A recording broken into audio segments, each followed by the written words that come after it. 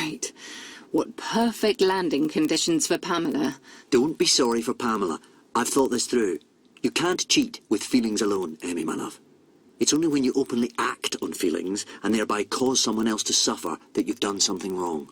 What do you mean by acting on your feelings? We act on feelings by feeling them. And I was cheating on Bernard since long before I met you in person. But take some comfort, Leo. I've only fully understood this since I started therapy. P.S. Are we actually going to stop the day after tomorrow, or will we keep writing to each other? I mean, from time to time, when one of us feels like it. Could you do it, despite Pam? Yours, Emmy. Dear Emmy, yes, let's. From time to time, if we feel like it. But never wait for an email from me, please. You see, I don't know how things will be after the day after tomorrow. But do write to me, Emmy, if you feel like it. And if I feel like it, I'll write back. For now, may I just say this? When I went off to Boston last year, I wanted the best for you. I'm so sorry. Love, Leo. Leo, thank you for your apology. That was sweet. And welcome to our last day. Will you come and see me? Just answer yes or no. It's 24 Fielding Street, 3rd floor, flat 17. Yes or no? Yes. It'll be a short meeting. 5-10 minutes, let's say. I'd like to give you something. A souvenir. The handover won't take more than a few seconds, and then, Leo Leica, you'll be free to go. So come on then. I'm on my way.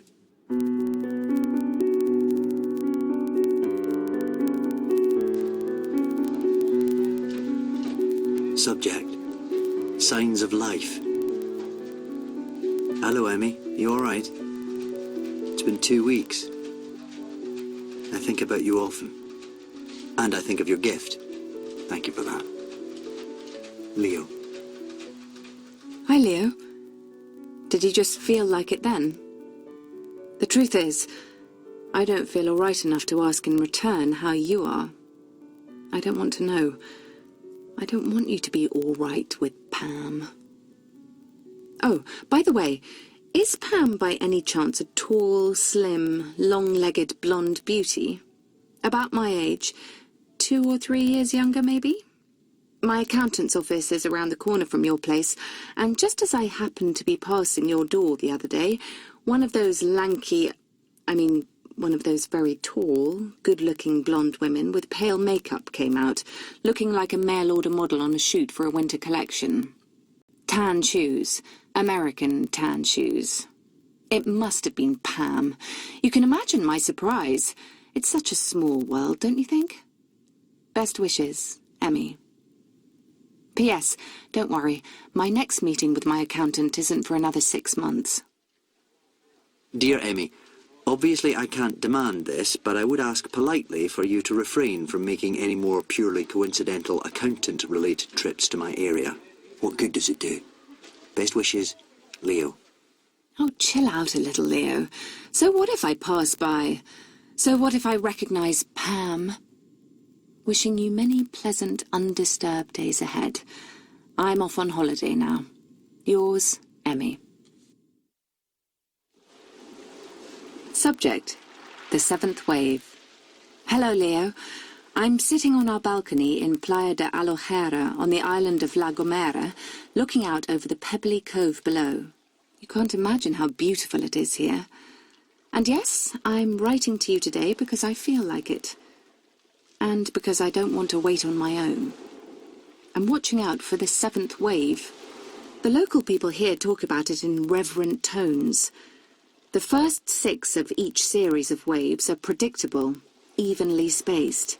Each determines the next. There are no surprises. But beware the 7th wave.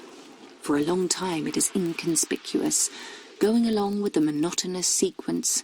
But then, sometimes, it breaks free, flows in another direction. It's only ever that one, the rebellious 7th wave. It is reckless, relentless, clearing everything in its path. And after it's gone, are things better Or worse. I've been sitting here counting the waves for ages, but none of them has broken away yet. But I'm patient. I can wait. I'm not going to give up hope. Hello, Emmy. Thanks for your by-the-sea mail.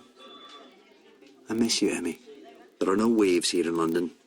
I'm not waiting for anything, except an email from you. Subject. A fresh start. Dear Leo, everything's fine, don't worry. I'm back home. Bernard and I are trying to move forward. We had a nice holiday together. We know what we mean to each other. We know it's not everything, but now we also know that it doesn't have to be everything. Bernard also knows I've been writing to you again, and that we've finally met. I've told him I want to remain friends with you. Online, at least. Correspondence. Okay? Love, Emmy. P.S. You've been living this new calm life of yours for some time now, and you haven't told me a thing about it. A loyal pen friend has a right to know. Does Pam feel at home in your flat? Does she have granola for breakfast and eat cheeseburgers? How do you spend your evenings? Does she wear thongs or big Boston bloomers? How often do you have sex? How long does it take her to blow-dry her long blonde hair? Does she write you emails? Are you very much in love with her? For breakfast, Pamela has Boston white coffee and bread with jam but without butter. We have sex all the time, Emmy. It's non-stop, I'm telling you, which, incidentally, makes your question about what underwear she wears rather redundant. In fact, it's really quite hard to find time to write platonic emails to you, what with all this sex. And in our rare coital breaks, she blow-dries her knee-length flowing blonde hair, which takes at least half an hour. And now, I must get some work done. Have a nice afternoon, Emmy. Leo. That was quite a good answer, Leo. It had a certain pizzazz. Have a nice afternoon yourself. P.S. You haven't told me if you're very much in love with her. Are you? You're not going to get an answer out of me with these Emmy-ish interrogation methods, my dear. You never told me what exactly you concluded about your love for Bernard, salvageable or otherwise. And what does he feel about our continuing correspondence? Please don't underestimate Bernard, Leo. He stopped thinking of you as a rival some time ago. We are conducting what you might call a partnership of convenience nowadays, however uninspiring that may sound. I'm very happy for you, Emmy. And may I ask, shall we meet for a coffee sometime to discuss our new calm lives? If you feel like it, that is. Are you free one day next week? Hello? Leo? Are you still looking at your diary? I made a big mistake last night. I told Pamela about you. I'll be in touch again as soon as I can. Don't wait to hear from me. Love, Leo. Oh, Leo, why do you always do rational things at the most irrational times? Okay, I won't wait. 73 hours, 20 minutes and 48 seconds. And I'm still not waiting. Not at all. I'm not waiting. I'm emphatically not waiting. Subject. A whole bloody week of waiting? Dear Leo, I'm sick of not waiting. Now I'm waiting. Don't you want to write to me anymore? Or can't you write? Or aren't you allowed to write? Oh, Leo, you're making me deeply unhappy at the moment. Please, for God's sake, end this silence. Yours bitterly, Emmy.